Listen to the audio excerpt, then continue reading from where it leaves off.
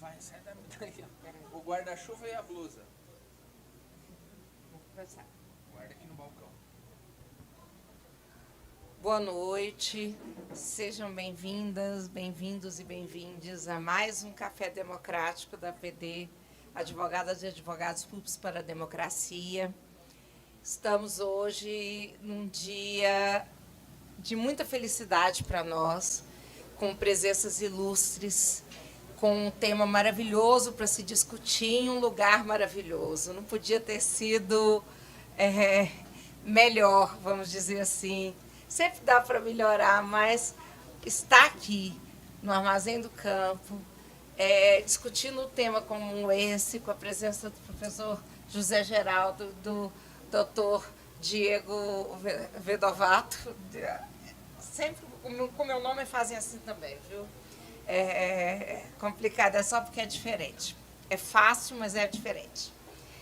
É um grande prazer para nós da PD e para mim especialmente pela honra de estar presidindo essa mesa.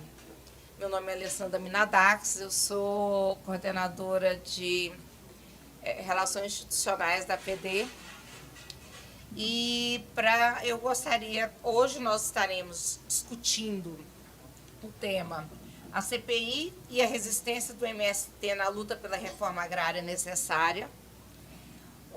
Eu apresentarei os palestrantes, os nossos convidados, daqui a pouquinho, porque antes eu vou ler uma moção da APD que, em apoio às deputadas, em princípio foi pensada as 6 deputadas federais que têm sofrido uma série de violências políticas dentro da Câmara dos Deputados e, inclusive, estão sobre representação na Comissão de Ética e também há outras mulheres vereadoras, deputadas estaduais, deputadas federais que têm passado por violência política de gênero nos últimos tempos. Eu vou ler a moção da APD em apoio a essas mulheres. A APD, Advogadas e Advogados Públicos para a Democracia, vem a público manifestar apoio e solidariedade às 6 deputadas federais de esquerda que sofrem perseguição na Câmara dos Deputados com pedidos de cassação e diversas outras manifestações de violência política e de gênero. São elas Célia Chacriobá, do PSOL de Minas Gerais, Érica Cocai, do PT Distrito Federal, Fernanda Melchiona, do PSOL do Rio Grande do Sul, Juliana Cardoso, do PT de São Paulo, Sâmia Bolfin, do PSOL de São Paulo, e Thalíria Petroni, do PSOL do Rio de Janeiro. É evidente a agressividade de deputados e até de algumas deputadas que tentam calá-las e utilizam de estratégias misóginas, machistas, gordofóbicas, racistas e LGBTfóbicas. O pedido de cassação apresentado ao Conselho de Ética conta com uma celeridade nunca vista no Parlamento, com o intuito de excluí-las do debate político e, com elas, todas, todos e todos que são representados por essas mulheres fortes, corajosas e que fazem de suas vidas um instrumento de transformação em prol de uma sociedade mais justa. Igualmente, cabe ressaltar os casos em que, embora não tenha havido instauração de perseguição institucional, houve flagrante assédio à atuação parlamentar, como ocorrido com a deputada estadual Bela Gonçalves, do PSOL de Minas Gerais, Camila Jara, do PT do Mato Grosso do Sul, Duda Salabeste, do PDT de Minas Gerais, e as vereadoras Isa Lourenço e Cida Falabella, do PSOL de Minas Gerais. A elas também se dirige o nosso apoio e o repúdio às violências sofridas. A violência política de gênero é um problema grave que deve ser combatido com muita seriedade e jamais pode ser relegada a um segundo plano, devendo ainda ser integralmente repudiada quando instrumentalizado de forma institucional em face de quem exerce de modo combativo o mandato para o qual foram eleitas.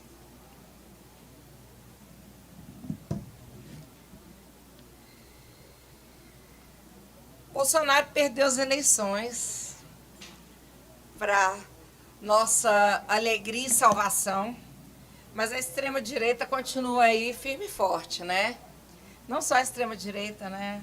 A direita e a extrema-direita. E o Brasil elegeu um Congresso predominantemente conservador, liberal na economia, conservador nos costumes, e defensor de pautas que oprimem a classe trabalhadora e privilegiam aí os detentores do poder econômico.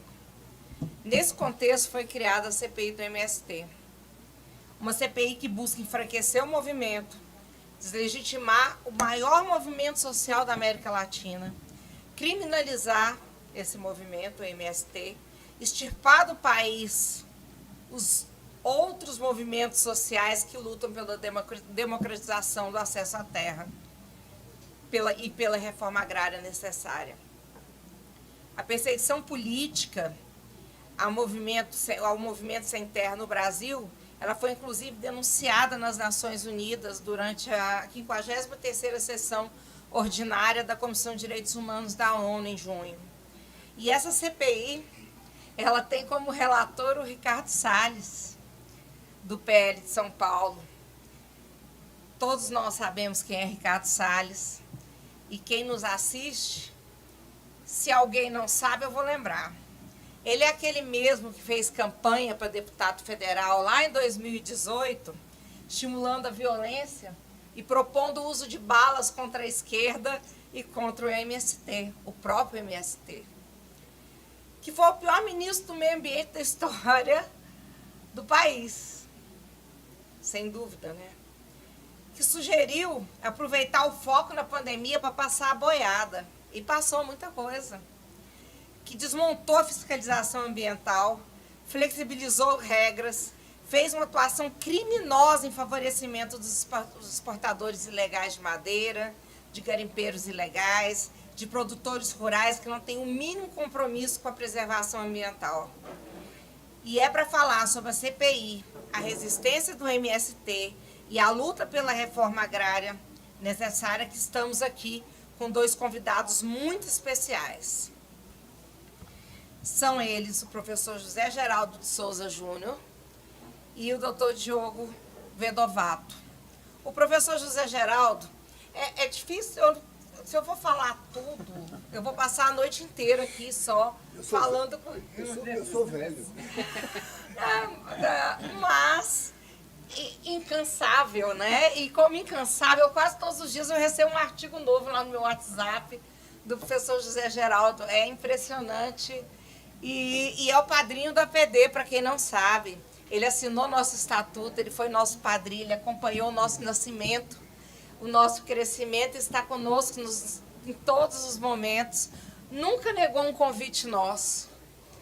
E isso não estava escrito aqui não, mas então, professor titular jubilado, pesquisador, colaborador voluntário na UNB, membro da Comissão Justiça e Paz de Brasília, membro benemérito do Instituto dos Advogados Brasileiros, ex-reitor da UNB de 2008 a 2012, época boa,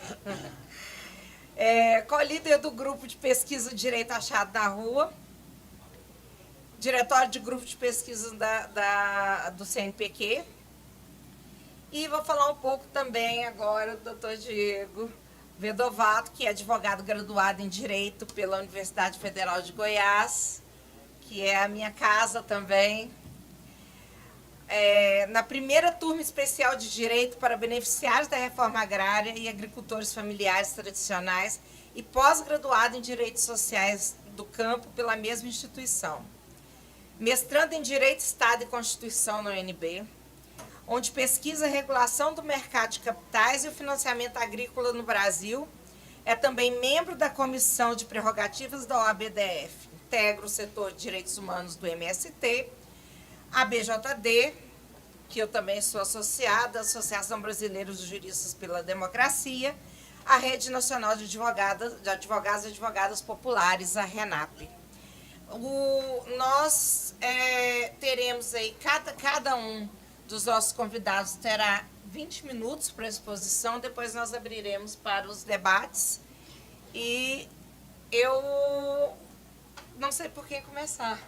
Aceito sugestões. Eu posso começar? Pode começar, vou começar então com o doutor Diego. Bom, boa noite a todas, todos e todes. É uma alegria estar participando desse evento. Quero agradecer o convite, né, da APD, em nome aqui da doutora Alessandra, e saudar a APD pela realização de um evento tão importante sobre um tema atual, relevante da conjuntura política nacional, também numa semana muito emblemática para os povos do campo, tendo em vista que está na pauta do Supremo Tribunal Federal o julgamento do caso emblemático da denominada tese do marco temporal. Então, saudar a APD e todas as organizações jurídicas desse evento. Cumprimentar o querido mestre, professor Zé Geraldo, que deu um testemunho belíssimo lá na CPI do MST, acabou viralizando bastante, inclusive, aí nas redes sociais. E vou tentar dar uns pitacos iniciais aqui, porque eu gosto muito de ouvir o professor também. Então, se sobrar um pouquinho de tempo, a gente sempre prefere, né, dar mais tempo para o professor falar. Sim, eu organizei uma pequena apresentação pensando em três momentos. Um de contextualização da CPI, o que é a CPI. Eu tenho acompanhado a maioria das sessões lá e como advogado de algumas pessoas que foram ouvidas já. Um segundo momento, para a gente tentar entender um pouco a linha de acusação, né, a narrativa que esses setores da extrema-direita construíram ali dentro da comissão, para finalizar, num terceiro momento, com a perspectiva da defesa dos movimentos sociais, da reforma agrária, das populações do campo que estão sendo atacadas com essa CPI. Então, a primeira questão que eu acho que fica bastante evidente desde a instauração da CPI é que, apesar de se chamar Comissão Parlamentar de Inquérito, nós não vemos um processo de inquérito ali. O que nós vemos foi a construção de um palco político num contexto de início de governo, de instauração da CPMI do 8 de janeiro, e que não há fato determinado. Do ato de instauração da CPI, a gente não constam lá ocupações realizadas em abril de 2023 ou no ano de 2023. Consta investigar o MST. Então, daí já decorre um grande vício jurídico e também político, no sentido de que não se estão apurando condutas, ações, mas buscando criminalizar um sujeito coletivo de direito. E isso não é um movimento recente, novo também. Essa é a quinta CPI que o MST enfrenta nos últimos 20 anos. Começou com a CPMI da Terra, em 2005, que as mesmas narrativas que hoje são feitas, eram feitas lá no passado. Depois teve a CPI das ONGs, que teve, né, fatos muito semelhantes. Depois a CPI do INCRA e FUNAI, 1 e 2, em que essa tentativa de criminalização sempre apareceu, mas como a luta dos movimentos é legítima e é dentro da legalidade, elas nunca tiveram uma consequência jurídica mais relevante a não ser esse embate, né, que é um embate que não vem da atual conjuntura política, mas que vem do processo de formação da realidade brasileira, em que a disputa pelo controle da terra, pelo território, sempre marcou, né, a nossa história. A segunda questão que eu acho que é muito relevante para situar a CPI é que isso fica muito claro para quem tem acompanhado o noticiário nacional, ela é um instrumento de barganha política da oposição em relação ao governo. Então, começou a CPI já com o próprio presidente do Congresso dizendo que a CPI poderia ter sido evitada se o governo tivesse atendido a algumas reivindicações do Centrão. E de lá para cá, o que a gente tem visto na comissão é isso. Na medida em que alguns setores do Centrão conseguem obter conquistas orçamentárias, cargos, arrefece um pouco o andamento dos trabalhos lá na comissão. Na medida em que essa relação entre Congresso e governo se estremece um pouco, eles avançam, né? E isso ficou muito evidente, principalmente na retomada agora dos trabalhos após o recesso, quando da convocação dos ministros, né? Houve um esforço muito grande para tentar chamar ministros, para dar mais audiência para a CPI, para tentar constranger as autoridades públicas do governo que defendem a reforma agrária. E que aí, a partir disso, também houve uma mudança da própria composição da CPI. Sem falar também que me parece que essa mudança na composição, vinda, né, de arranjos partidários e negociações políticas, decorre dessas cenas lamentáveis que a gente tem visto na CPI, de abuso de autoridade, de misoginia, de discriminação, de forma especial às deputadas mulheres, né? O relator, de forma especial, parece sempre ficar muito incomodado quando uma mulher faz uma intervenção ali com qualidade, com conteúdo.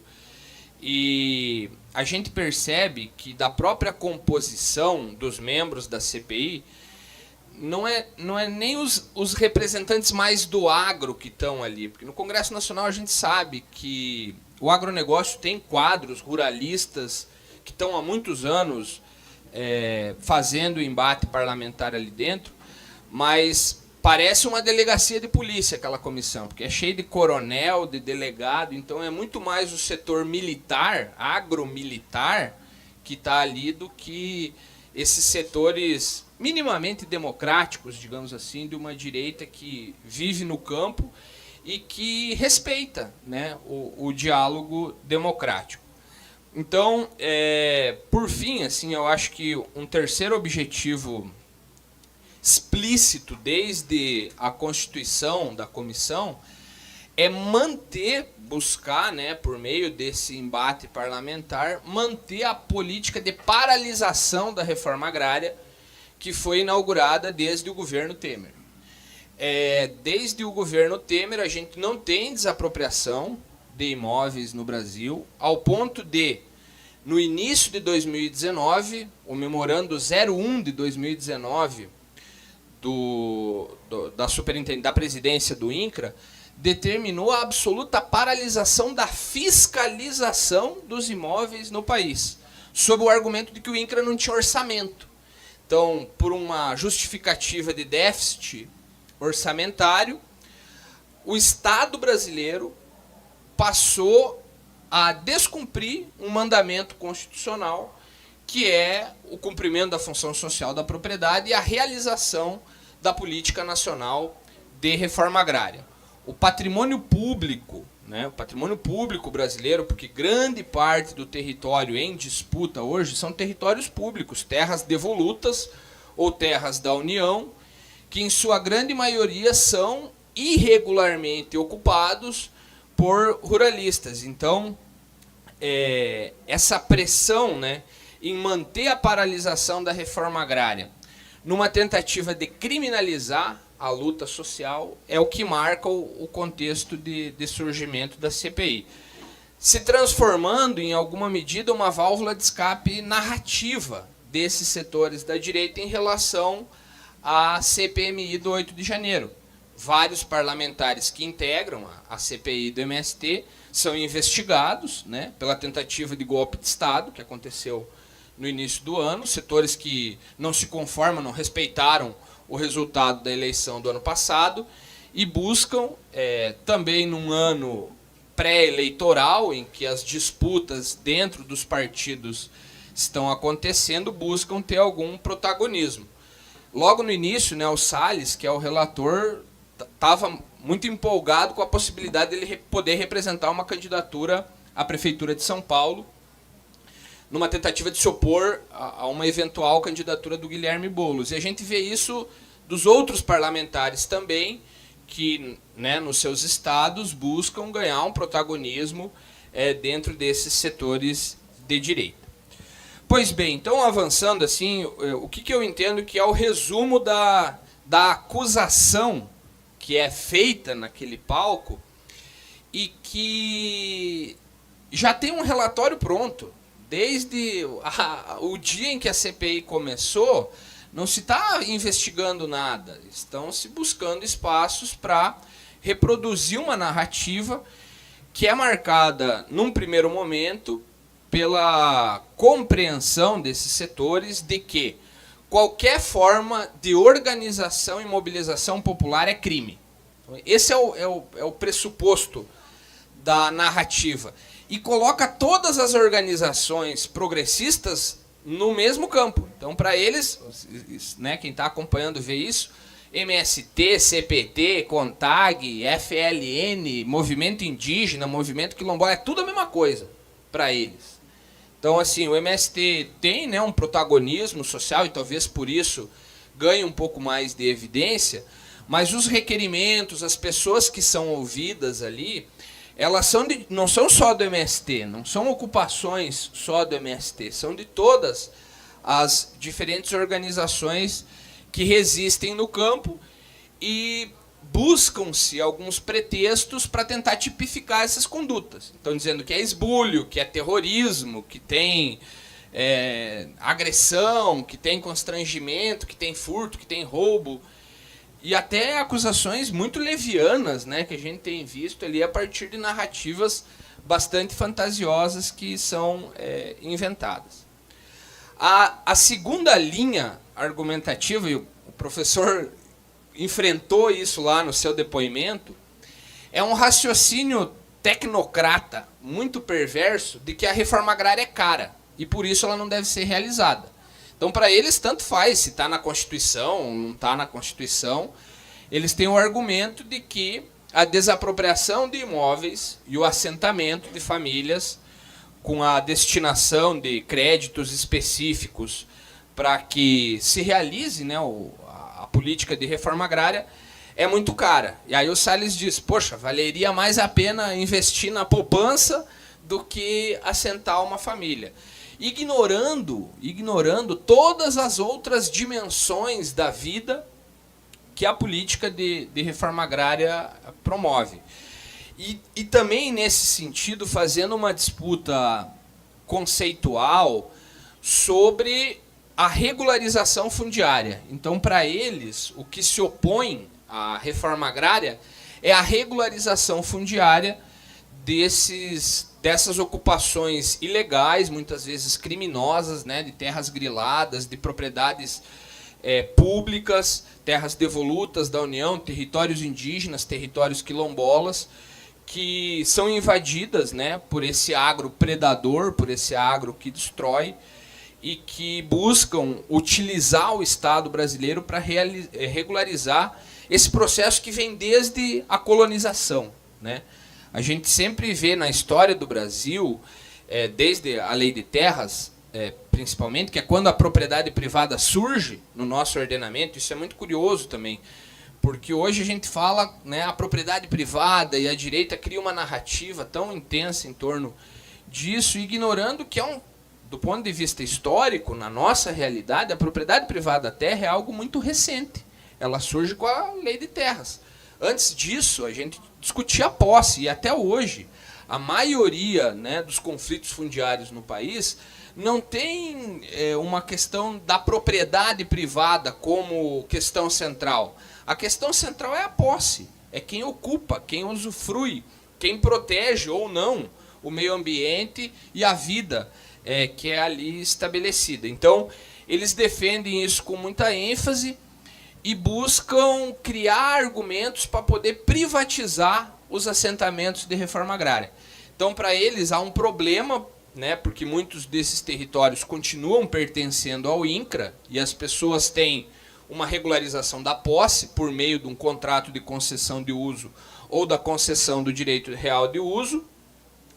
E eles combatem muito isso, essa ideia de que a propriedade pode ser coletiva ou de que pode ser pública é um problema. É um problema por quê? Porque para a lógica do mercado, isso inviabiliza a concentração imobiliária e a própria desmoralização da política de reforma agrária caso os assentamentos sejam de fato privatizados e numa crise econômica algumas das pessoas passem a vender e essas áreas reformadas voltem a se reconcentrar. Então, para mim é muito claro quando a gente discute, né, reforma agrária e vivencia isso ali na CPI, esse enfrentamento e essa sanha que o capital tem em se apropriar de todo o território público que resta ao Estado brasileiro. E a terceira questão, que também assim me parece muito emblemática, é o argumento de que qualquer forma de educação popular ou de uma pedagogia crítica é doutrinação. Então, eles vivem repetindo isso ali, né? Vão num acampamento, vão num assentamento, vêm fotos, banners, frases do Paulo Freire e tratam isso como uma doutrinação ideológica de esquerda que tem que ser combatida. E mais grave do que isso, na minha opinião, é inclusive a busca de criminalização da educação, que é o PRONERA, o Programa Nacional de Educação na Reforma Agrária, que foi uma política pública construída pelo Estado brasileiro como uma das respostas ao massacre de Eldorado dos Carajás. É um programa que existe desde o governo Fernando Henrique. Eu tive a oportunidade de cursar Direito numa turma do PRONERA, né, na primeira turma de Direito para beneficiários da Reforma Agrária, porque eu nasci num assentamento de Reforma Agrária. Meu pai, minha mãe, meu irmão vivem numa cooperativa lá no Rio Grande do Sul. E essa possibilidade, né, de uma pessoa que vem do campo ingressar na universidade, ingressar numa pós-graduação, em qualquer área, seja no direito, seja na agronomia, seja na pedagogia, na história, nas mais diferentes áreas do conhecimento, é um crime, é algo que o status quo não admite, porque para eles o sem terra tem que continuar sem terra. E o filho do promotor, o filho do juiz é que pode ascender, é que pode estudar direito. Quando a gente começou a nossa turma lá em Goiás, o Ministério Público Federal moveu uma ação contra a turma, alegando que havia um desvio de finalidade e quebra do princípio da isonomia, e o procurador da República argumentava que para quê? Para que sem terra formado em direito? Se o direito é uma coisa que funciona na cidade, olha o argumento. O programa ele vai tirar as pessoas do assentamento para ir na cidade, porque o ambiente jurídico do fórum não está lá na roça, não está no assentamento, está só na cidade. Então, a gente viu, né, várias dessas diligências que foram realizadas pela CPI, elas têm também como alvo as escolas, as universidades. Eles foram lá para Alagoas visitar um curso de agroecologia financiado pelo PRONERA, e sempre ficam tentando, né, levantar suspeições, problemas, com o objetivo de restringir o acesso dessas populações campesinas à universidade. Já caminhando para o fim, pensando então nos argumentos, né, de defesa e que muitos setores da sociedade têm nos ajudado a transformar desse limão uma limonada, né? Muita gente vem assim falando o maior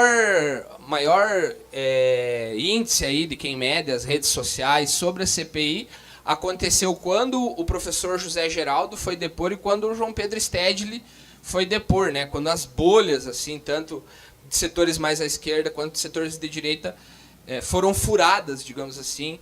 Então, acho que é muito importante também cumprimentar, agradecer quem tem ajudado, né, a defender a reforma agrária, o MST, a Constituição, a democracia nesse processo. A primeira questão que assim, né, a gente insiste há muitos anos já é que ocupação não é invasão, né? Não há esbulho possessório porque não há o animus domini, a vontade de se apropriar do bem alheio, quando há um movimento coletivo que utiliza o método das marchas, das greves e das ocupações como forma de reivindicar um direito constitucional. Professor, né, isso é uma interpretação que vem do próprio STJ dos anos 90, que teve esse entendimento de que sujeito coletivo de direito não pratica o esbulho possessório, porque ele está reivindicando que o Estado cumpra o que está na Constituição por meio da política pública de reforma agrária. A segunda questão, que está relacionada a essa, é que a reforma agrária é um mandamento constitucional e ela é necessária para a democratização do país. O Brasil padece de um problema gravíssimo de fome, de desigualdade social, em grande medida porque, ao longo de sua história, nunca realizou a reforma agrária. E realizar a reforma agrária é proteger o direito da vida das populações do campo. Então, o direito à terra, ele é uma condição para que o povo possa existir. Os povos indígenas, né, muitos dos povos foram extintos, aniquilados, justamente pela apropriação de seu território. O camponês sem terra, ele deixa de existir enquanto ser social. Então, em sendo a reforma agrária uma medida, né, de desenvolvimento nacional, de democratização, é muito importante a gente realizar essa defesa. E talvez, de forma especial, a advocacia pública, né, que integra a APD e que nos acompanha, nos assiste, tem um papel central nisso. Por quê? Porque muitas vezes são esses órgãos de Estado, como a CGU, como o Tribunal de Contas da União, como as procuradorias, que dão pareceres, que, né, atuam no sentido de reforçar a criminalização da política pública. Então, a gente, né, tem vários amigos que trabalham, principalmente agora, né, voltaram no ICMBio, no INCRA, nos diversos ministérios que executam a política pública voltada para o campo, que tem um papel chave, central, de defender a realização dessas políticas públicas para o campo. Para a gente, é muito importante registrar que a gente entende que o projeto transformador não é exatamente do MST. O projeto transformador da vida nacional é a realização da reforma agrária, que é feita por várias mãos, por vários coletivos, movimentos sociais, sindicais, universidade, a advocacia pública, o próprio judiciário, que tem, historicamente, sempre cumpriu um papel de muita resistência, né, de encarecer os processos, de atrasar, relacionados a desapropriações e assim por diante, mas que no último período, principalmente na DPF 828, que tratou, né, da suspensão dos despejos na pandemia, tem cumprido um papel importante de, pelo menos, garantir a cidadania das pessoas que enfrentam esses contextos de violência e conflito social. Para finalizar, acho que a moção que foi lida aqui representa muito isso. No nosso entendimento, lutar contra todas as formas de discriminação e arbítrio, violência, é defender também a pauta da reforma agrária. Para quem tem acompanhado, eu já falei isso, né? A gente tem visto cenas lamentáveis ali de violência, principalmente em relação às mulheres, mas também eu registro aqui de forma especial um ataque que os deputados Valmir Assunção, João Daniel e Marcon vêm sofrendo, porque eles são assentados da reforma agrária, né? Foram beneficiários da reforma agrária, eleitos já há vários mandatos, inclusive, e sofrem uma perseguição ali, um ataque, tanto da presidência quanto da relatoria da mesa. Então, finalizo cumprimentando a APD, agradecendo a presença de todos e convidando todos para que ajudem, né, a repercutir essas violências que são praticadas por alguns setores ali da CPI. A gente tem a expectativa que ela se encerre agora nesse mês de setembro, que o Congresso Nacional não prorrogue, né, de forma alguma, porque é um desperdício de recurso público que está sendo feito ali para dar palco, né, para esses setores que não respeitam e não defendem a democracia. Muito obrigado, gente.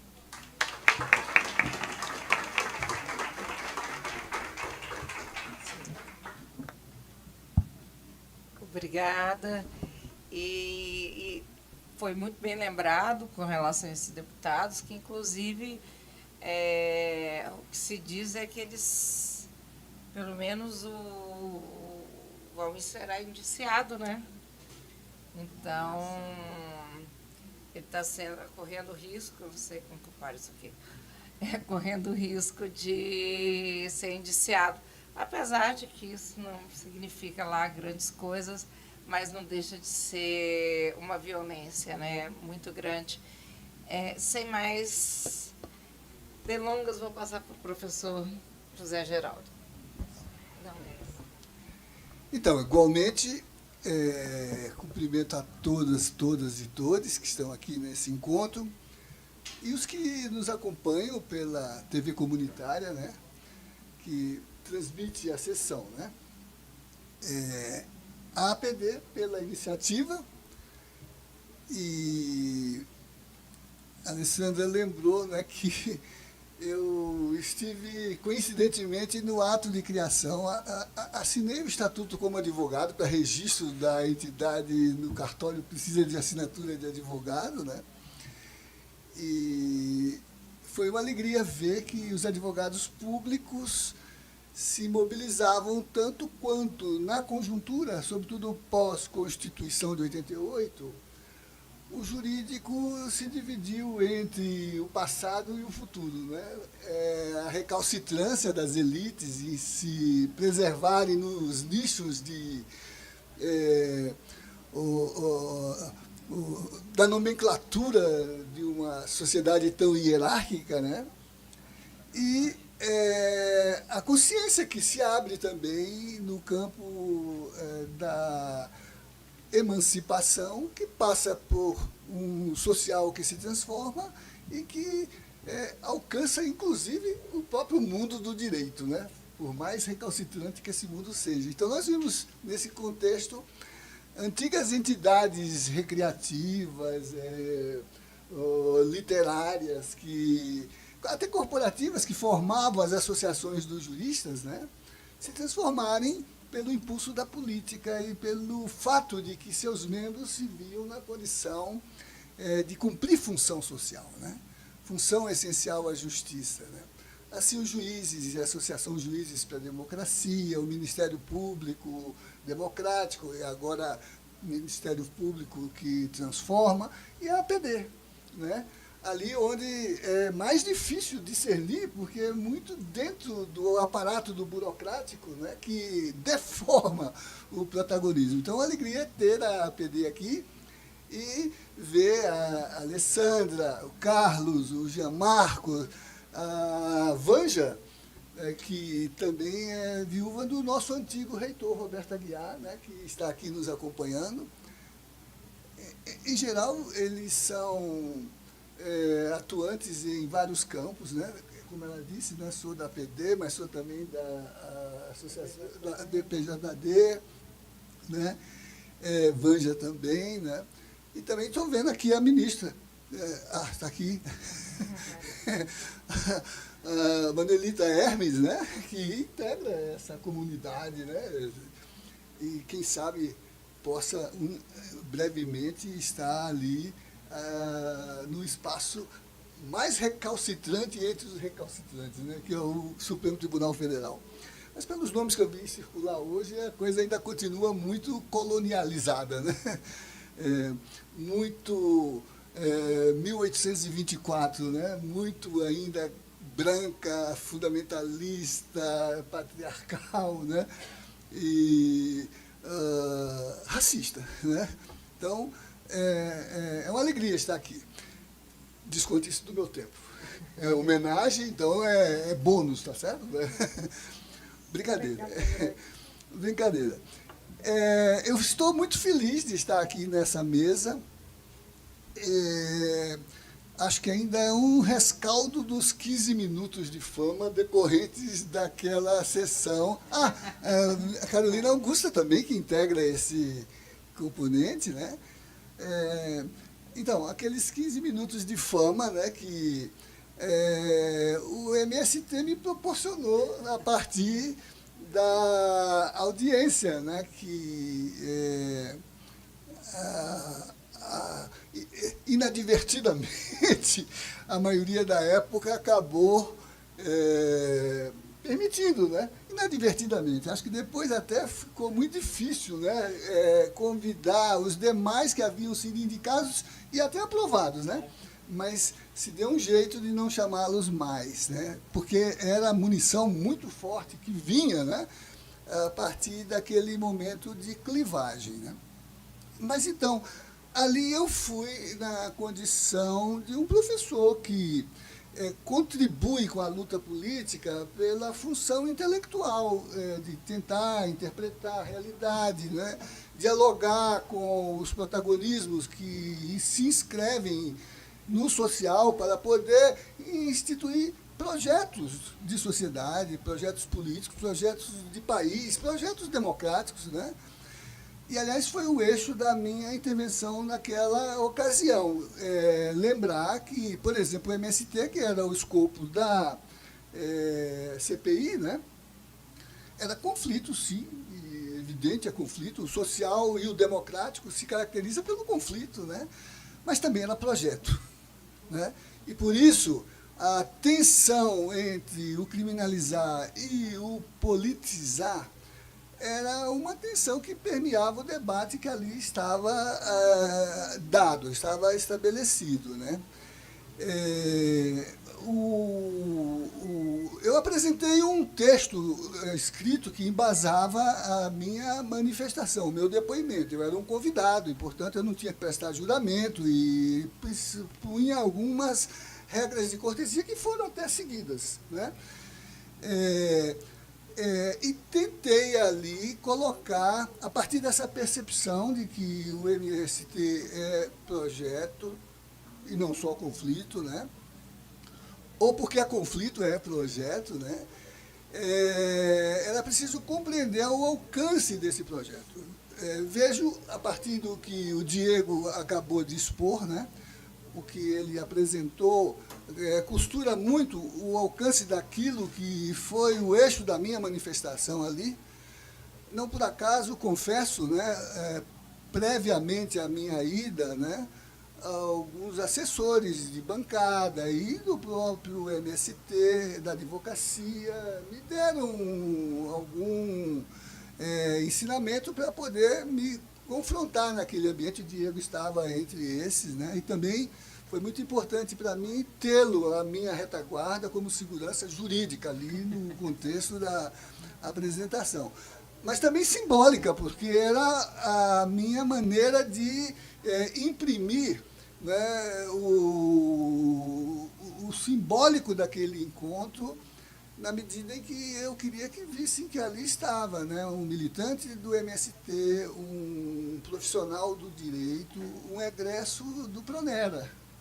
E acho que valeu bem essa... Né? Havia o Saulo também, que estava ali, também está fazendo pós-graduação conosco, né? Acabou de entrar no nosso programa, né? E balizei minha exposição. Eu acho que o presidente não registrou nos anais o texto que eu escrevi. Não importa, porque eu publiquei prevendo que ele faria isso. E, para minha surpresa, Diego, o MST agora me pediu o texto completo, né? E alguém está organizando um livro sobre... E eu usei aquele material, alguém ligado ao movimento, para, de certo modo, documentar, né? Algo que eu espero possa contribuir, por exemplo, para o momento que estamos atravessando, que precisa transformar em ato alguns dos indicadores que você trouxe aqui enquanto análise, né? Por exemplo, defesa, construção de argumentos, né? A questão está muito posta ainda neste sentido de que a motivação é essa, de criminalizar não só os movimentos sociais, pela leitura rebaixada, né, que a partir da recalcitrância colonialista, né, e que agora se expressa no ruralismo, que tem no agronegócio a sua maior expressão e a sua representação nos vários campos da vida política, inclusive no parlamento, com diferentes camadas, algumas na fase mais bruta desse processo, como ele caracterizou, se referindo que naquela comissão, por exemplo, essa face bruta que ali está, né? Então, você dizia, Alessandra, que o deputado Valmir Assunção aparece como um possível indiciado. É verdade, hoje, matéria de hoje do Globo, antecipa um pouco elementos do relatório que sairá, que é óbvio pela manifestação contínua do relator e do presidente, né? E de alguns dos deputados que são mais da entourage, que são ali aqueles que devem estar em petit comité fazendo a sua elaboração, né? Que a argumentação já está esboçada, né? O que precisa ver é a conveniência, o alcance do que vai para o relatório. Por exemplo, ali está dito que o deputado Valmir vai ser indiciado. Veja que o passo é não só de criminalizar o movimento social, mas criminalizar a política. Criminalizar o movimento social enquanto sujeito protagonista que cria no social novas dimensões de sociabilidades e de direitos.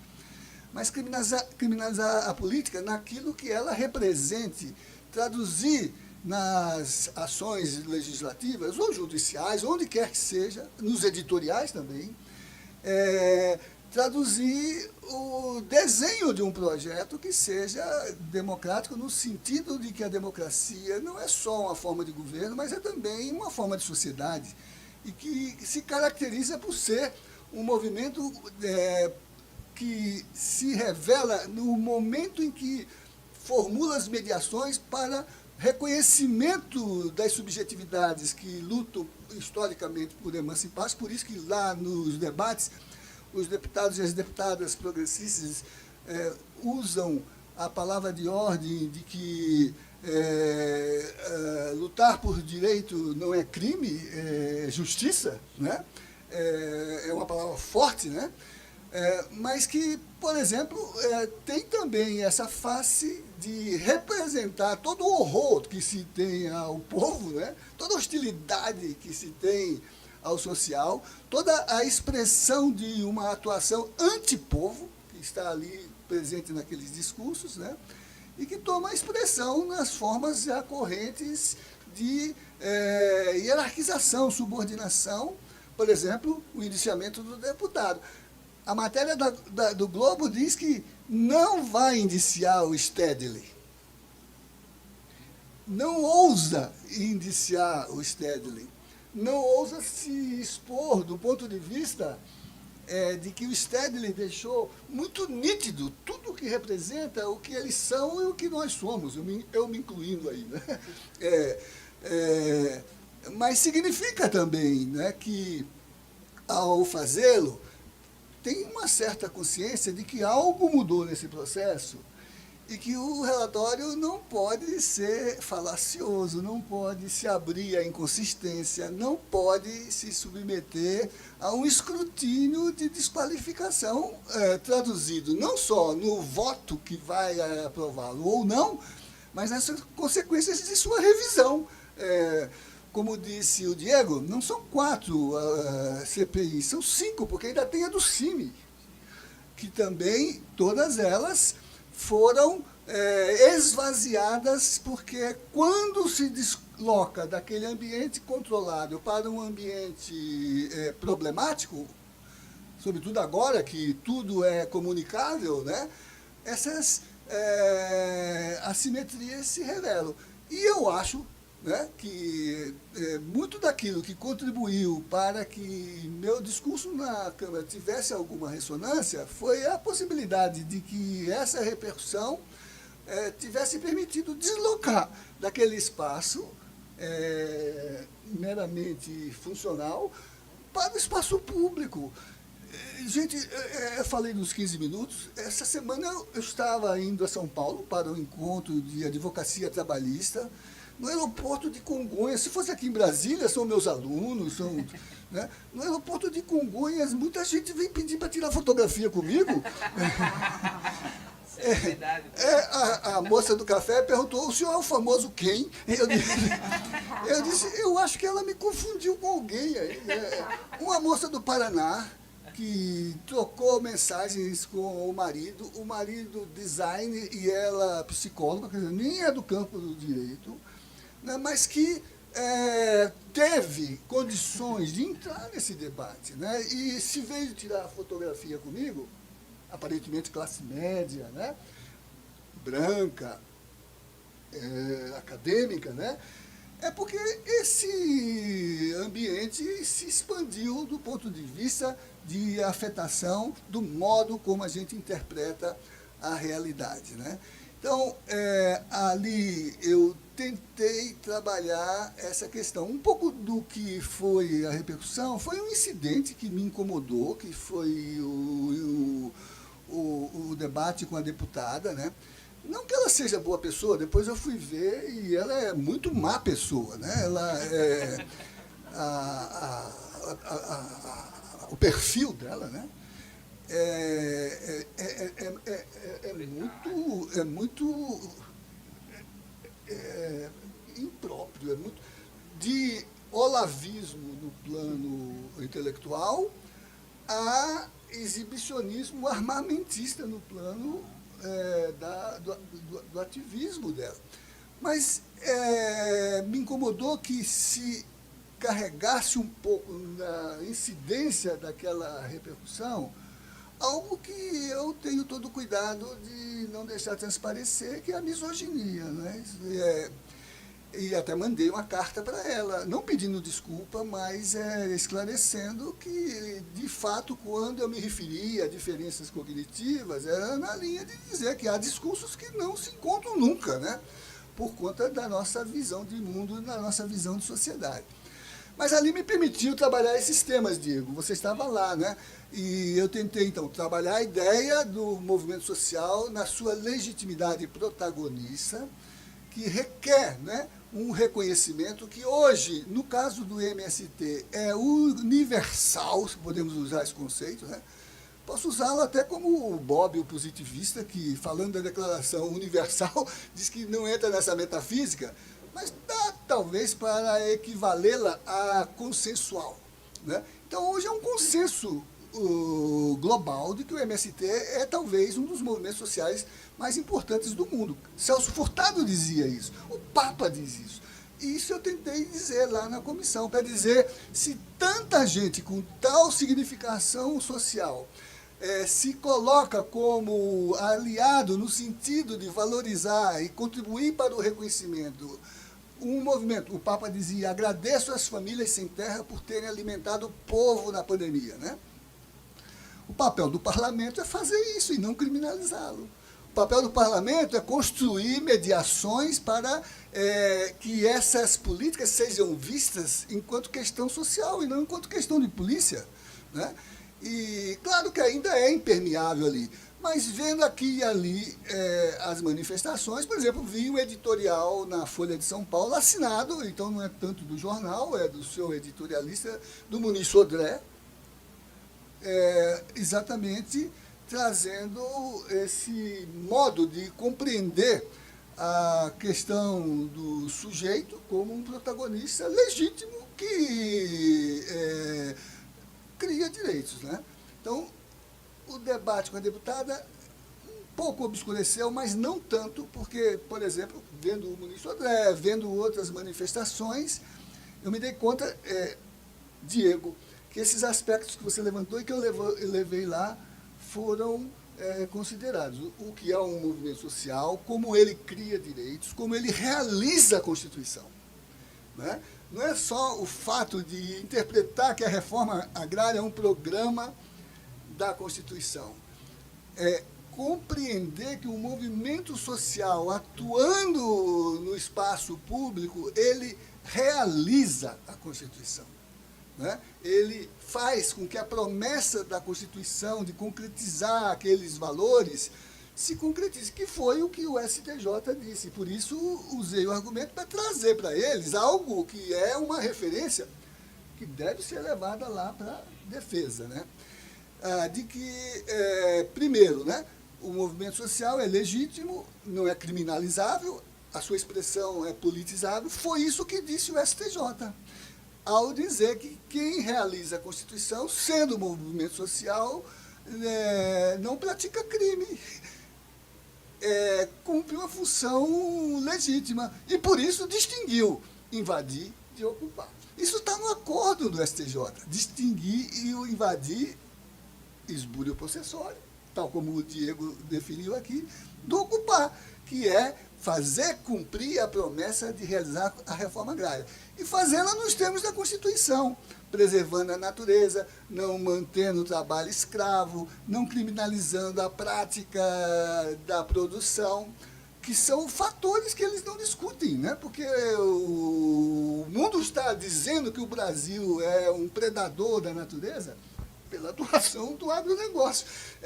Exatamente na perspectiva de que, onde há produção em escala, você tem redução à condição análoga de escravo, você tem aviltamento da natureza, você tem crime embutido. Aliás, o Stedley apresentou um livro para o relator ler, para compreender a questão, a selva, que diz, aqui está muito explicado como é que se criminaliza o processo de expansão de fronteira agrícola. E no livro, o que é o exemplo, demonstração desse crime?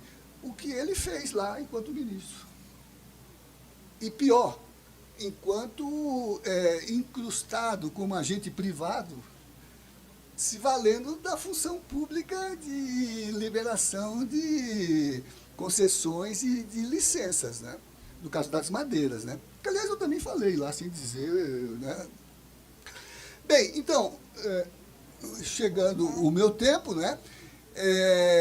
Esses aspectos eu tentei colocar, e acho, Diego, que agora, por exemplo, eu não sei como é que está o jogo de forças, né? Naquele momento inicial era muito adverso para a própria perspectiva do movimento social. Depois houve reviravolta, né? Que levou até a dificuldade de renovar o funcionamento da comissão, né? Tem que decidir ainda os dois ministérios, mas isso vai implicar algo nessa direção. Mas, aparentemente, o relator já tinha se dado por vencido no tocante à continuidade dos trabalhos da comissão e sequer da possibilidade de aprovação do relatório. Então, eu acho que precisa urgentemente construir um relatório alternativo, para ter uma possibilidade de desconstituir essas falácias que vão ser apresentadas, né, e sonegadas do ponto de vista de que há base, por exemplo, para encerrar a CPI sem nenhum indiciamento. Ou o contrário, com um conjunto de recomendações que possam contribuir para a realização das políticas. Para ter duas perspectivas, a de uma alternativa para o plenário, né? E para, eventualmente, como as demais, nem a da pandemia foi adiante, né? Com tantos crimes, e até a relatoria especial da ONU identificou genocídio naquele relatório, se valeu dele para isso, né? Mas, sobretudo, para poder construir, né, uma referência que permita, como você disse, transformar o limão em limonada, ou dizer, como a gente encontra no popular, que a CPI foi muito ruim, mas também foi muito bom. Como a gente diz, foi ruim, mas foi bom, né? Foi ruim por que isso? Por que esse trabalho? Mas foi bom porque criou um lugar de fala, e hoje, na sociedade, penso, nós não estaríamos aqui, né, se esse lado da pedagogia da cidadania não pudesse ter sido construído paulo-freireanamente da experiência da própria CPI. Então, é mais um tributo que temos que prestar ao MST. No caso aqui, não se trata de pôr o boné, mas de tirar o boné para o MST, né? Porque realmente, como movimento, o que suas marchas já mostravam, elas educam, elas modificam até o tempo, né? Elas são arrastadas, são longas, né? A televisão fica horrorizada, porque não dá para fazer drops, né? De passar de um quadro para o outro, porque elas se arrastam, né? Dá tempo de pensar, né? E nas marchas, em cada parada, é uma escola que se instala transeuntemente, né? E são condições de modificação do social enquanto experiência política que transforma, que emancipa, né? Que civiliza. E muito boa a sua moção, a sua, que eu digo da APD, né?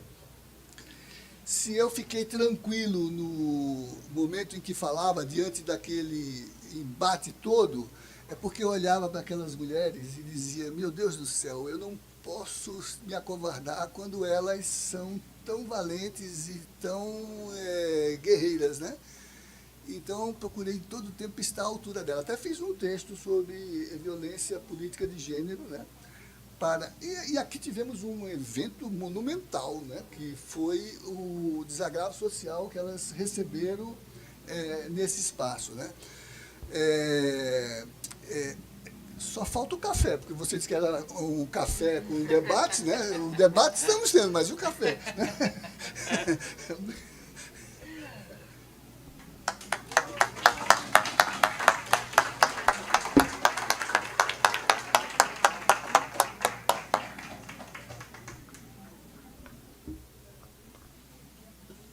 Passei um pouquinho, não foi? Não, muito pouco. Eu falo até que eu tenho uma inveja desse pessoal que obedece o tempo, assim, porque para mim obedecer o tempo é uma diferença muito pequena, porque eu tenho uma dificuldade enorme de me ater ao tempo que me dão quando eu estou falando.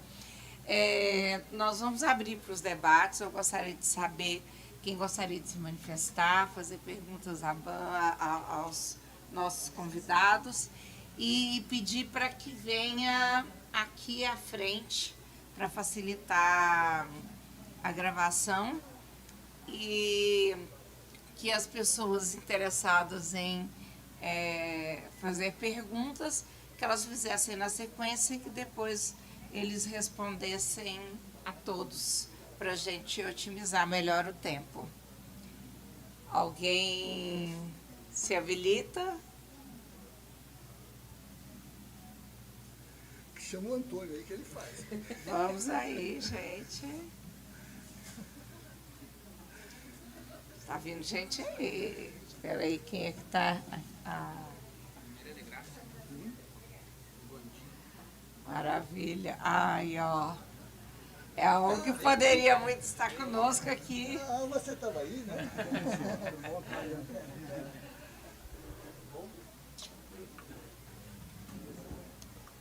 Boa noite a todos, sou Carlos Gondim, sou filiado à APD, já desde o início, né, quando estivemos juntos aqui em Brasília, 2015, 14, eu acho, né.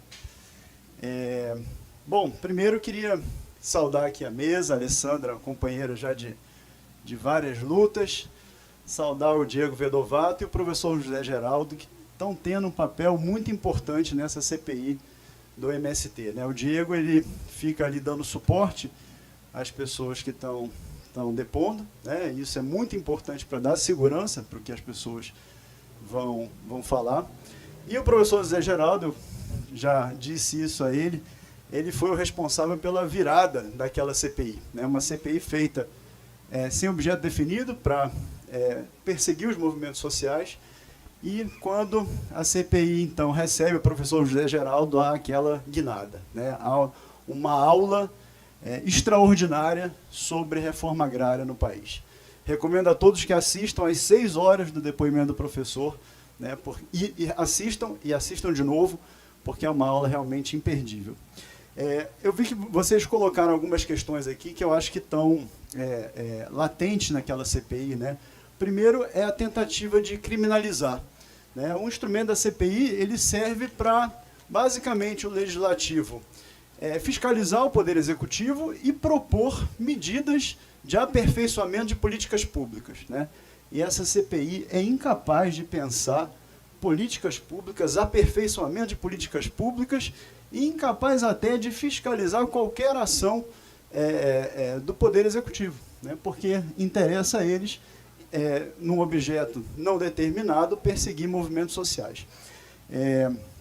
Acho até que, quando eles tangenciaram a política pública, foi quando eles dirigiram aquela pergunta ao professor Zé Geraldo sobre o custo da reforma agrária, que o Diego citou, né, que é um raciocínio estreito, um raciocínio muito curto, né, e gostaria que vocês desenvolvessem um pouco isso. Né, qual é o custo de não ter a reforma agrária no país? Né? Eu acho que é importante a gente fazer esse debate para que não fique ali o dito pelo não dito. Né? O professor colocou muito bem naquele momento, e eu acho que é importante a gente colocar. Né? Será que é realmente caro, né, destinar um determinado valor, que se especulou que fosse 200 mil, mas uma vez só na vida, para que uma família inteira tenha trabalho, tenha renda, tenha moradia? Né? Qual é o custo de não ter a reforma agrária? Isso que eu queria perguntar à mesa. Né? E o outro ponto que vocês colocam é sobre a disputa das terras. Né? Muito se fala lá em regularização fundiária. E, infelizmente, o termo hoje foi corrompido.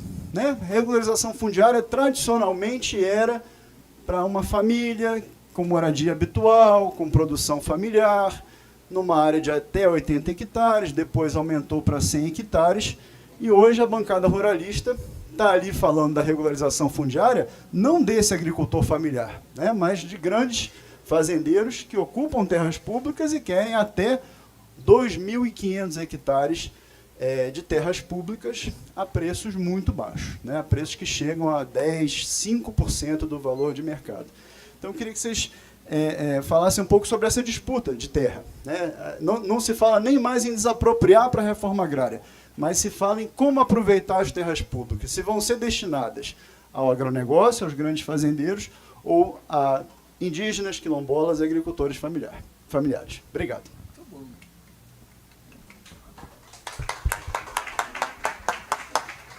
Excelente. Mais alguém?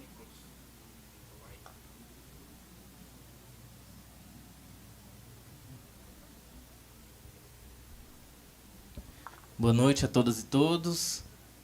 Sou Nicolas, sou advogado do Conselho Indigenista Missionário, e eu vim aqui hoje falar porque todo o assunto aqui tem a ver comigo, né? Não só a minha trajetória pessoal, como a luta coletiva que a gente faz parte, né? Primeiro que eu sou do MST, sou do estado da Bahia, como o Diego também, sou egresso do Pronera, sou formado na 2ª turma de Direito para Beneficiários da Reforma Agrária. Sou advogado do CIMI, que teve 2 CPIs, inclusive, no estado do Mato Grosso do Sul.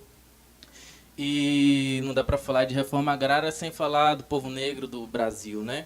Então, quando há a concentração de terra, a concentração fundiária no Brasil, os maiores prejudicados é justamente a população negra, que após séculos escravizados foram jogados no lixo da sociedade e nem acesso à terra tiveram com um país deste tamanho, né? Então, para a gente pensar o futuro do país, para pensar a reforma agrária, a gente não pode pensar sem incluir essa população nos principais pontos da reforma agrária, né? A gente não quer qualquer reforma agrária como outros países fizeram para o agronegócio ou para exportação. A gente quer uma reforma agrária que alimente o povo e que dê trabalho para quem precisa, né? Então, quando se fala muito, e eu ouvi de vários deputados, né, da CPI falar do estado de Santa Catarina, que não tem concentração fundiária, é justamente para o lugar que foram os italianos, os alemães, né, ocupar aquelas áreas e justamente assassinar a população indígena daquele lugar e expulsar a população negra que ali estava antes. Então, à medida que o estado mais negro, um dos estados mais negros da federação, inclusive o estado da Bahia, que sou originário, é justamente um dos que tem a maior concentração fundiária do país e justamente um dos que tem boa parte da população rural em áreas muito pequenas.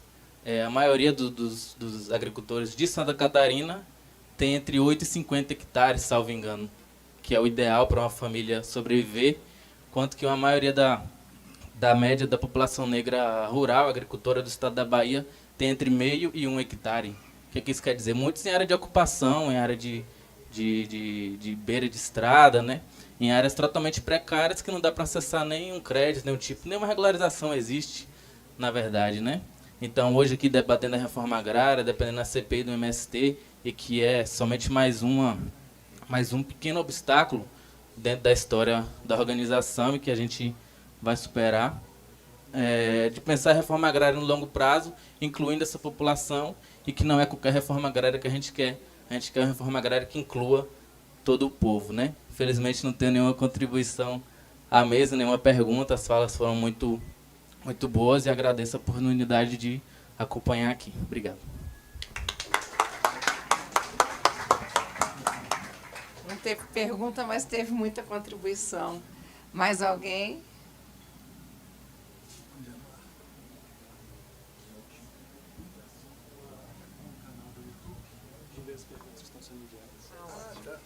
Gente, eu vou ler duas perguntas que foram encaminhadas pelo chat do YouTube, ambas do Marconi Moura de Lima. Esse não falta um debate. Então, a primeira é: em que medida a votação do marco temporal no Supremo pode impactar outros sujeitos coletivos de direito, como os campesinos, os quilombolas e outros povos tradicionais? Essa é a primeira questão. E a segunda: como podemos ter no julgamento do marco temporal, além da crueza com os povos originários precedentes, mesmo que simbólico, que possam impor outra dinâmica quanto à ideia de território e propriedade? Mais alguém? Cadê a paridade de gênero? Pois é. A Ada quer falar. Se não queria, agora quer.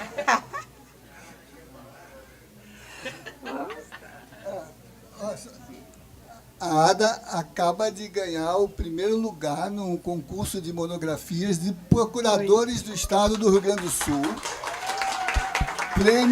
Prêmio Jacques Távora Alfonsin, sobre assessoria jurídica popular e a defesa dos direitos dos povos. Eu vou poupar dizer que é assessoria popular Roberto Lira Filho, para não parecer que está aqui. Obrigada, professor. Eu não tinha me preparado, gente, para falar, mas eu estava me preparando muito para vir para essa atividade, né, porque, para mim, essa mesa é muito representativa, né, da minha vida, da minha militância, da luta coletiva, porque professor José Geraldo, né, a minha referência teórica, prática, né, que eu tenho contato desde quando eu vim para Brasília, né, que eu sou do Ceará, vim estudar na UNB, e tive contato com a assessoria jurídica universitária popular Roberto Lira Filho. Então, foi onde eu pude ter os primeiros contatos com os sujeitos coletivos de direito, né, que foram muito falados aqui também. Depois, eu pude trabalhar com o Diego no escritório, né, VMB, aqui, junto ao MST, nessa luta que é muito dura, é muito diária, mas que é muito importante, né, e ter essas turmas todas do Pronera. E depois também, aí falar também de quem não está aqui, que é o Dr. João Paulo, né, do Ministério do Desenvolvimento Social, que é onde eu estou trabalhando agora, que também é um lutador aí, e um apoiador muito ferrenho da luta, né, por reforma agrária. E antes, né, eu acabei me preparando junto com ele para esse espaço, né, fui ver as sessões da CPI, muita coisa ali você não aproveita, né, porque é muita balela, é muita violência, é muito um discurso de violência mesmo, né? Que é construído assim. Mas eu acho que a participação do professor marcou muito a gente, né? Eu acho que todo mundo acompanhou ali de uma forma muito viva aquele momento, né? Foi muito interessante, assim, porque eu acompanhei e, querendo ou não, estava ali muito dentro, né, da nossa bolha jurídica e tudo mais. Mas aí, quando eu comecei a ver que pessoas que eu tinha estudado no ensino médio, amigos, estavam compartilhando, né, a fala do professor, fez perceber que a nossa luta ela está alcançando assim, a sociedade, né? Depois também acompanhei a fala do Stedley, que foi também um marco muito importante, né? Stedley, que é uma liderança, uma referência para a gente, para a militância da juventude, mas, né, para a esquerda brasileira. E fiquei depois estudando, assim, também vi a participação do ministro.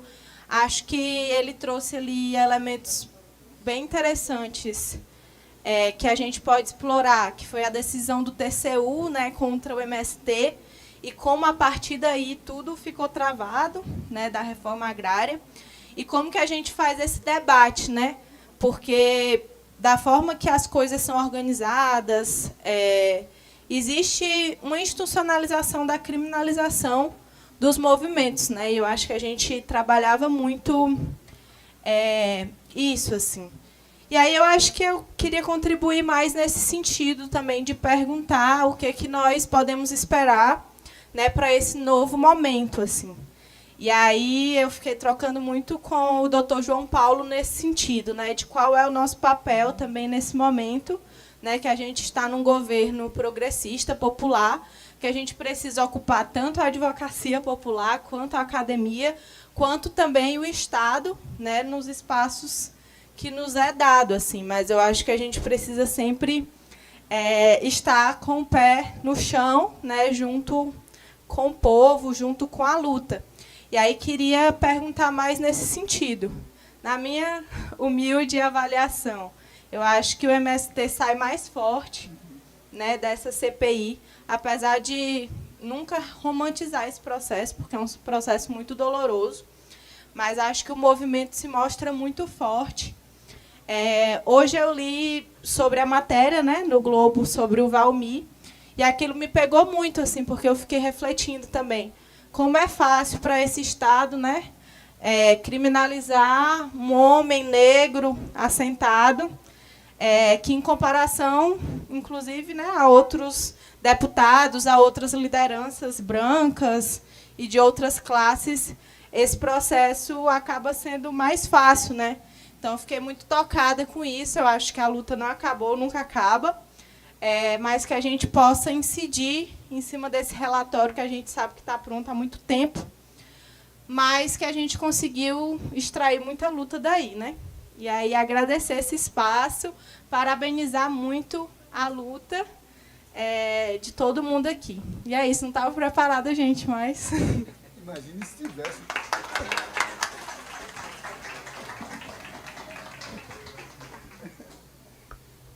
Pode vir. Ah, sim, tá. Licença. Eu me chamo Nathalie, eu vim a convite da Andréia, uma amiga querida do Grupo Moitará. Eu sou lá do Mato Grosso do Sul, sou de Dourados, né? Sou advogada, trabalhei alguns anos na APIB. Recentemente eu saí, mas continuo trabalhando, né, em prol das questões indígenas. E eu queria fazer mais uma contribuição também no sentido da questão da violência, né, da criminalização do Estado contra os movimentos sociais, né, e contra as mulheres, né, o papel das mulheres, tanto no MST quanto as mulheres indígenas. Vocês falaram, né, até a gente comentou ali, como está sendo uma perseguição mesmo, né, para as deputadas.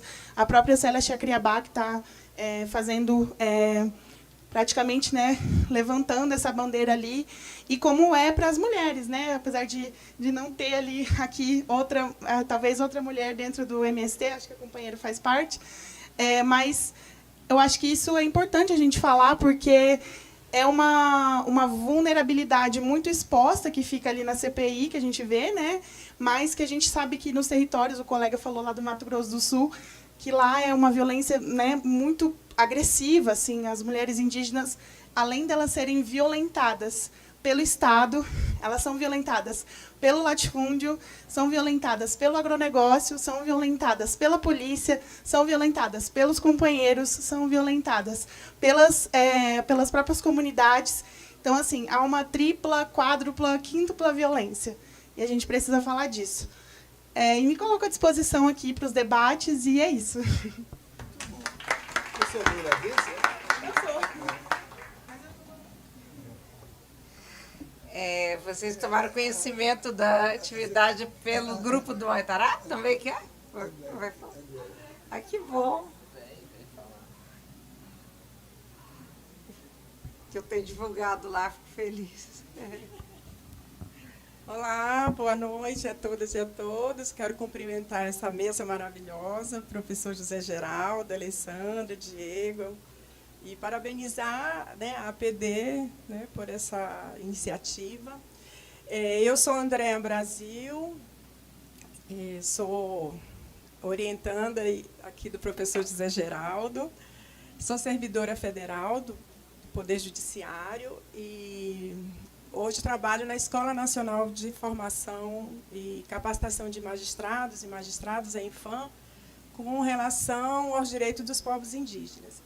E o que eu queria trazer aqui é que nós temos percebido, ao longo desses anos, né, uma lacuna muito grande com relação à formação, né, dos magistrados, das magistradas e também dos operadores do direito em relação, né, aos direitos coletivos, ao sujeito coletivo de direito, né? E a minha pergunta é mais direcionada para o Diego. Diego, pela sua experiência, você acha que essa CPI ela conseguiu ter uma abertura cognitiva para a sociedade? Você acha que a sociedade hoje tem um conhecimento maior sobre a luta, né, do movimento dos trabalhadores sem terras? É isso que eu gostaria de que você falasse um pouco, né? Obrigada.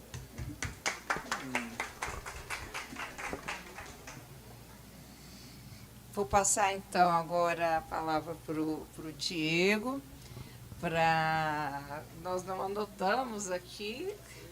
Se esquecermos alguma coisa, nos lembre, por favor, para responder as perguntas e fazer as considerações finais. Bom, começar pelo fim, né? Que é mais fácil. De puxar aqui da memória as questões e depois o professor arremata. Eu acho que a CPI ajudou, como o professor falou, a gente conseguiu politizar essa tentativa de criminalização.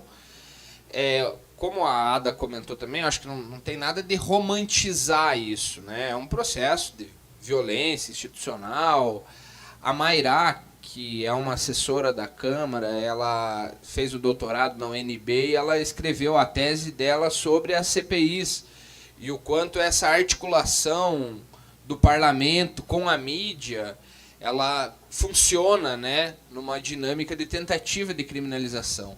Mas eu acho que principalmente a trajetória dos movimentos sociais do campo é que politizam muito esse processo, permitiram, né, que a CPI fosse politizada, como o professor falou, que deve ser uma tentativa de criminalização.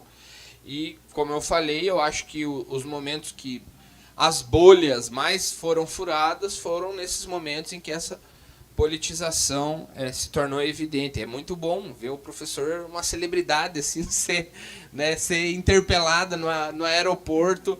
É o reflexo disso, né, do quanto uma expressão importante da sociedade brasileira se traduziu em alguns momentos ali da CPI, e isso pode ser politizado. Então, eu acho que é difícil, mas tem as suas contradições. Eu acho que nesse tema, principalmente da formação de juristas, de juízes, de, né, membros do Ministério Público, da advocacia pública e privada, a gente vem buscando muito esse processo de aproximação com os territórios, né? Essa metodologias de conhecimento concreto da realidade, e aí a gente tem uma escola sobre como não fazer uma visita num acampamento, num assentamento, que é o que a CPI fez.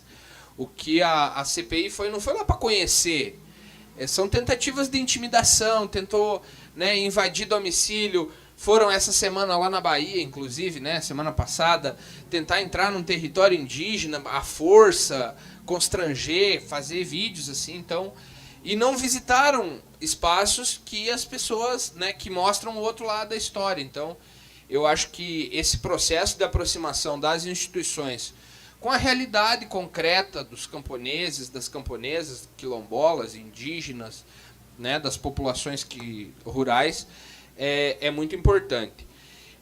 Eu acho que dialogando um pouco com essa questão que a ADA fez, né, o que a gente espera, quais são as perspectivas.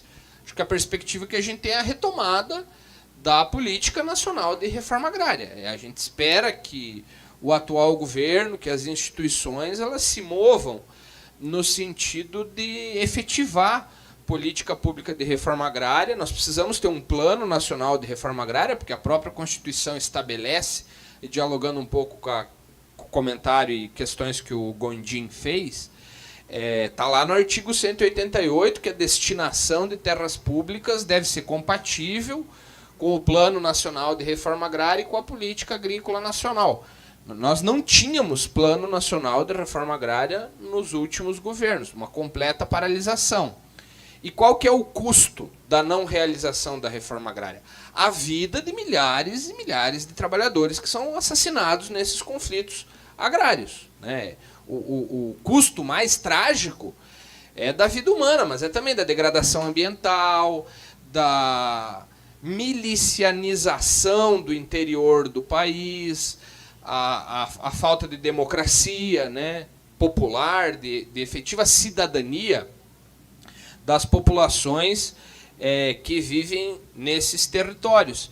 E não à toa, como o Nicolas falou, que tem uma questão racial subjacente a isso, a gente vê que um dos principais focos territoriais da CPI é a Bahia, né?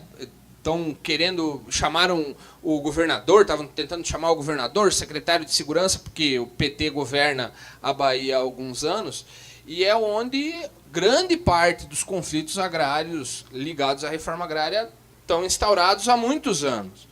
Então, eu tenho dialogado e acho que é muito importante, né? A Maria Rita não teve a oportunidade de estar aqui hoje, que é procuradora-geral do INCRA, advogada pública também, e que sofreu uma tentativa de constrangimento do Salles, né? Quando o ministro Paulo Teixeira foi lá depor, estava o Gondim, a Maria Rita, a Cláudia Dadico, a Maíra lá, né, enquanto sua equipe ajudando a assessorar, e justamente contra uma mulher advogada pública, o relator tentou fazer ali uma cena, né, de constrangimento. Mas o que me parece é que esses processos, a gente tem dito que tem mais de 60 mil famílias acampadas hoje esperando um pedaço de terra. Grande parte delas, inclusive, professor, não aparecem nos cadastros oficiais porque elas são ignoradas pelo Estado. O Estado não vai lá. Então o Salles fica usando, mas no CAD único tem 53 mil famílias. Sim, porque as pessoas precisam sair do seu barraco e ir até a assistência social, pedir para se cadastrar no programa, quando, na verdade, o Estado é que deveria, né, fazer uma busca ativa para cadastrar essas pessoas, e sem falar nas milhares, milhões de famílias que vivem em condição absolutamente precária nas cidades e que poderiam, né, ter o seu direito à moradia, o direito ao trabalho, o direito à vida, garantidos com a realização de uma política pública tão importante quanto a reforma agrária. Então, eu compreendo que esse tema, né, do racismo, e isso assim, a gente não precisa estudar muito a história para compreender que a lei de terras ela foi justamente um instrumento prévio à abolição para se apropriar da terra, para impedir que as populações originárias ou que as populações vítimas da escravização ocupassem terra no Brasil. Esses movimentos todos são legatários dessa resistência que vem de Zumbi, que vem dos quilombos. E eu participei recentemente de alguns debates junto com a CONAC, né, que é a Confederação Quilombola, e eles trazem um número alarmante, que é se o ritmo de demarcações de territórios quilombolas seguir com o ritmo que a gente teve até então, a gente vai levar mais de 1000 anos para demarcar todos os territórios atualmente ocupados, né, por populações quilombolas no país. Então, o que a gente espera? Que não é uma consequência da CPI, obviamente, mas é uma consequência das lutas pela democratização, é que o governo avance no reconhecimento desses territórios e na democratização da terra. E, nesse sentido, talvez se estabeleça um diálogo muito semelhante com a questão que foi feita sobre o julgamento do marco temporal. Porque, para os povos indígenas, querem atribuir um marco temporal de ocupação física do território em 5 de outubro de 88. Mas, para a regularização fundiária de ruralistas, recorrentemente o Congresso Nacional aprova leis postergando o marco temporal de regularização de invasões que deveriam ser criminalizadas. Então, eu vejo com muita unidade, né, todos esses temas da própria sequência de uma luta pela abolição, que é uma abolição da terra também, dessa apropriação que esses setores coloniais fazem em nosso país. Acho que eram essas as considerações que eu tinha para fazer. Encerro aqui cumprimentando novamente a APD.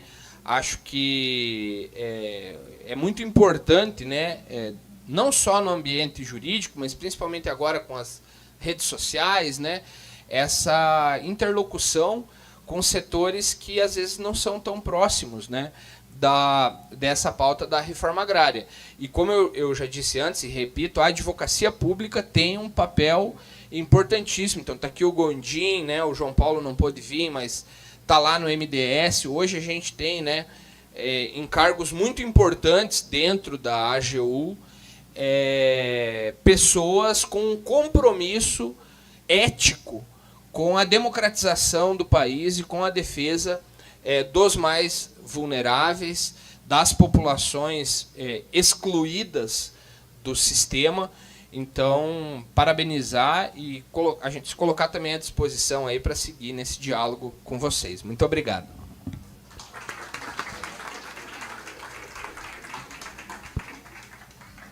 Agora vou passar para o professor José Geraldo também para responder as considerações finais.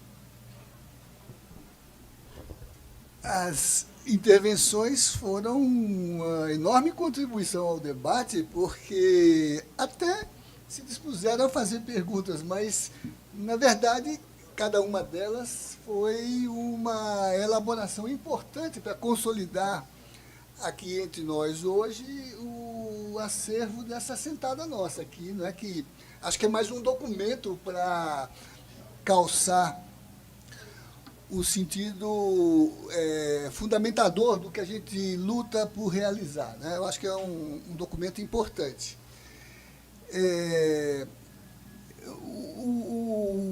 Eu queria dizer assim, daria para a gente ir longe com todas as questões que foram levantadas. Mas, quando o Gondim formula aqueles dois pressupostos, me vem à mente, Diego, que o principal alvo dessa tremenda confrontação, e você antecipou isso na sua exposição, ao falar da lei de terras e da criação da propriedade privada, é que a luta dos movimentos sociais pôs na cena de disputa a substituição do que se construiu aqui como propriedade privada. O próprio Gondim acabou de defender uma dissertação de mestrado belíssima sobre quebradeiras de coco no Maranhão, quilombolas, que também colocam a questão da demarcação sob a perspectiva constitucional, mas fundada naquilo que foi a construção pela luta quilombola, de que a outorga de áreas para o movimento nunca se faça por meio de apropriação possessiva privada, sempre por meio de coletivização da demanda por acesso à terra, território e forma de produzir e de reexistir. Então, movimentos como quilombolas, indígenas, MST, olha que lá, a toda hora, eles tentam individualizar e, de certa maneira, de juridicizar o protagonismo. Cadê o CPF, o CNPJ?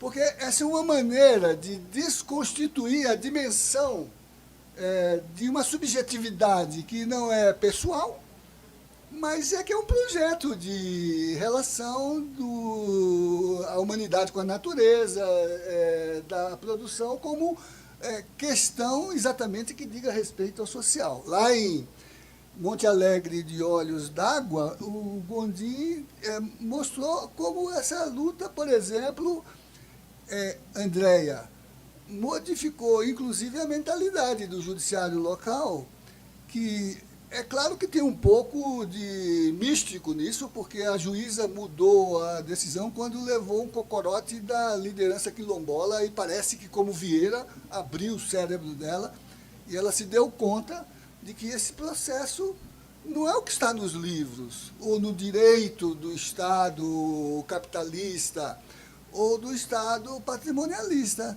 É um direito que precede esse processo, como, aliás, já está no voto do Fachin na questão do debate sobre a falácia do marco temporal. O voto dele já antecipa que são dois direitos, que há um direito pré-estatal, um direito originário, que tem que ser salvaguardado, e ele diz lá que só pode ser lido... Ei, Renata, você está aí? Não tinha visto você? Renata Dávila, né? Tá. Só pode... Ela é da presidência da República agora, viu? Então vamos nos dirigir a ela aí, porque... E da APD. Hein? Sim, claro, ela é fundadora da APD, né? Sim, também, né? Não, mas é porque tem que entender onde é que estão as pedras para atravessar esse mar tormentoso aí, né? O caminho das pedras, né? Mas então, lá na discussão, né, o Fachin diz duas coisas. Primeiro, que só pode ser lido a inteligibilidade do direito em causa se ele for intersistêmico. Ou seja, não é o jurídico que esclarece, é o antropológico.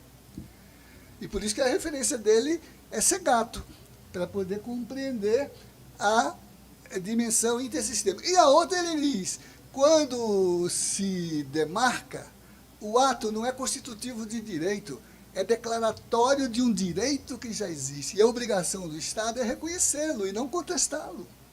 Então, veja como tudo isso vem a lume, e acho que o grande medo deles é que esse tema venha à pauta. A sua tese, ainda que você trabalhe a questão da capitalização, quando o MST ocupou a Farias Lima, né, e lançou ações, né, a tese é o drama de que isso foi feito por um mecanismo. No caso da Bolsa de Valores, eles tiveram que parar o pregão para entender o que estava acontecendo e para se dar conta de que cooperativas são gestoras de um outro sistema de produção, de capitalização e de distribuição, que foi o que eu tentei lá colocar para o deputado, né, quando ele veio com aquela bobagem, né, primeiro apoiada em estatísticas, com tudo que estatística oculta, né, e depois com um critério absolutamente produtivista no sentido de acumulação de riqueza, porque faz do agronegócio algo que parece espantoso, mas que não vai nada para o social, porque é todo subsidiado e entra como recurso para a sua operação financeira, para a sua operação bancária. Enquanto que eu dizia que o MST produz com outra estratégia, mas distribui socialmente o que realiza como produção. Tem compromisso social com as demandas, as necessidades sociais. É um outro critério de justiça e é um outro critério de direito. Acho que é isso que assusta, né? Porque põe em conta de que a propriedade privada não é um direito natural, é uma construção social, é uma realização política, é uma referência no modo como a gente constrói, né, justificativa para os nossos processos políticos de produção e de apropriação da riqueza social, né, que não são naturais, são elaborados, são construídos. E num sistema hierárquico, construídos com uma subordinação muito forte de quem domina, e aí sim forma advogados, forma economistas. Daí o horror às ações de educação do campo, né? Nicolas, ele disse segunda turma, então ele é de Goiás, não é isso? Então é a turma Fidel Castro. Você é a turma Vando Lins, né? Agora estive lá na sua universidade, 125 anos de criação dos cursos de Direito. Claro que a universidade é mais recente, mas os cursos foram criados lá e foram criados em Goiás. E a turma de Goiás estava toda lá. Porque, recebendo a distinção de 125 anos, o que era a marca da construção emblemática das grandes transformações da formação, era o fato de que a universidade se abriu para as demandas dos movimentos sociais. Criou uma outra maneira de ler o direito. E uma outra expectativa, Andréia, de pensar a própria formação.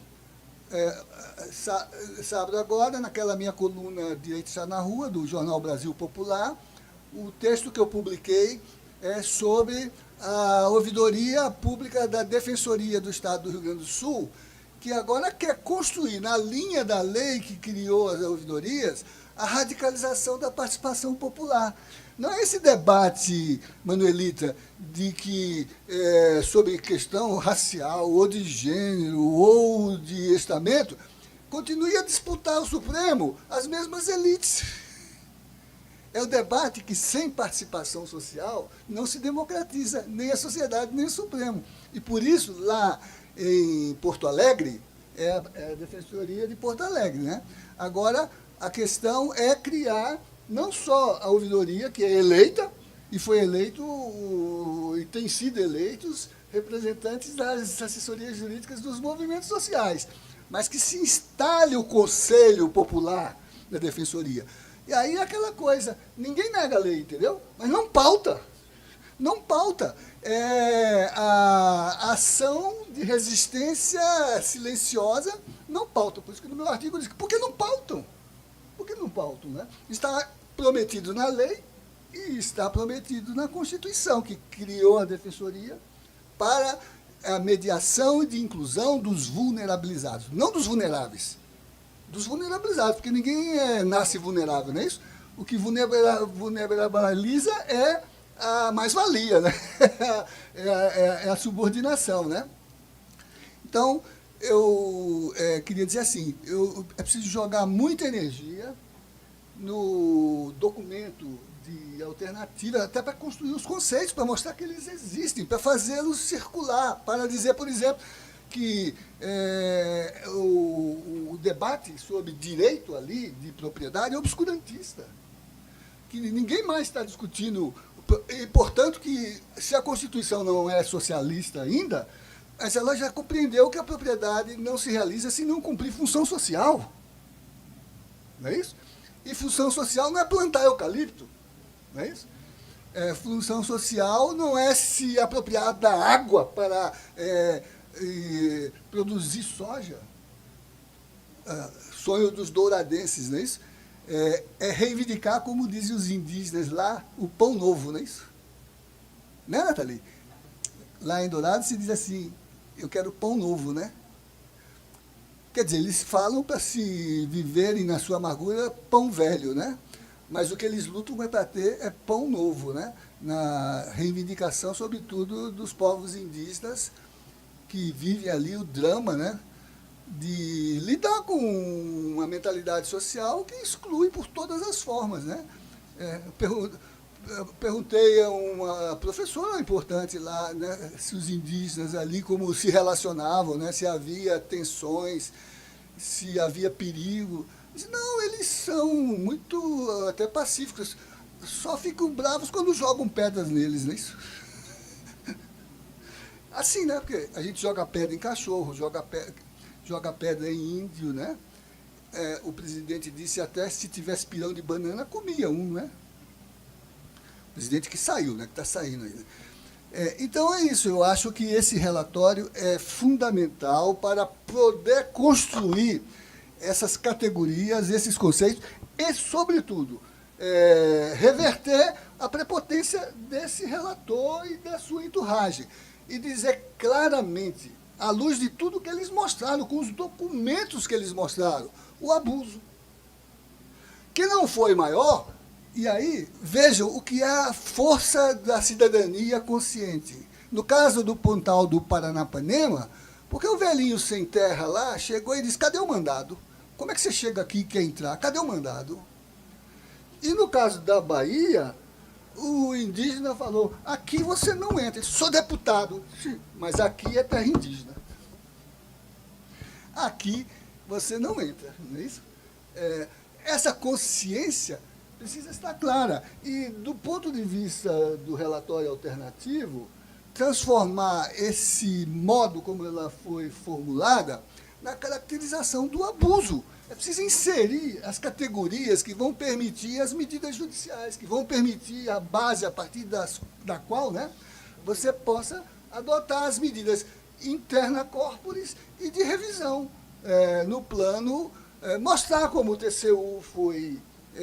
e aí tem a fala do ministro, que foi pedagógica, né? Em suma, é uma tarefa ainda para a assessoria, mas a assessoria de movimento social não dorme, não é isso? Não dorme. E não é paga pela insônia, né? Que é pior. Mas, pelo menos, vai para a história.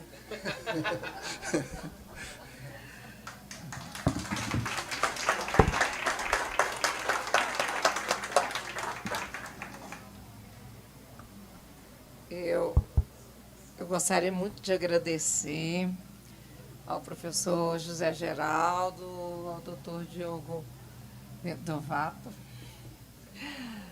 E... Se você chamar de Diogo, ele vai chamar de Diego. De Minadax. Desculpa. Ao invés de ele chamar de Midanax, ele vai chamar de Minadax. Então, eu falei assim, todo mundo erra meu nome, então eu respondo por tudo que me chamam. Aí, pois é. E gostaria muito de agradecer ao Armazém do Campo, que abriu hoje especialmente para nos atender. Segunda-feira eles não abrem, então foi muito importante para nós que essa atividade fosse feita aqui. E tivemos toda a receptividade por parte do armazém. Gostaria de agradecer a cada uma que estiveram aqui, que estão presentes, que assistiram pelo YouTube, que ainda irão assistir também pelas redes sociais. Aproveitar e pedir para que sigam as redes da PD nas redes sociais. Nós estamos no Facebook, nós estamos no Instagram, nós estamos no YouTube, canal do YouTube. Vai lá, se inscrevam, ative o sininho lá e nos acompanhem. É muito importante esse trabalho. A APD, ela surgiu, eu costumo dizer, de um grupo que se reuniu quase como para uma terapia coletiva, porque dentro de um ambiente extremamente conservador, agressivo, num período de pré-eleitoral em 2014,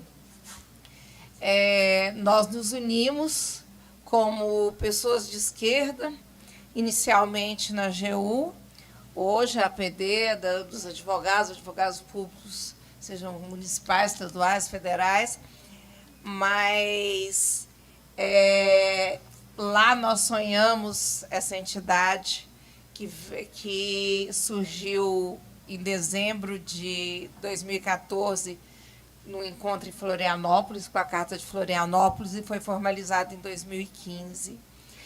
E é uma história da qual nós nos orgulhamos muito.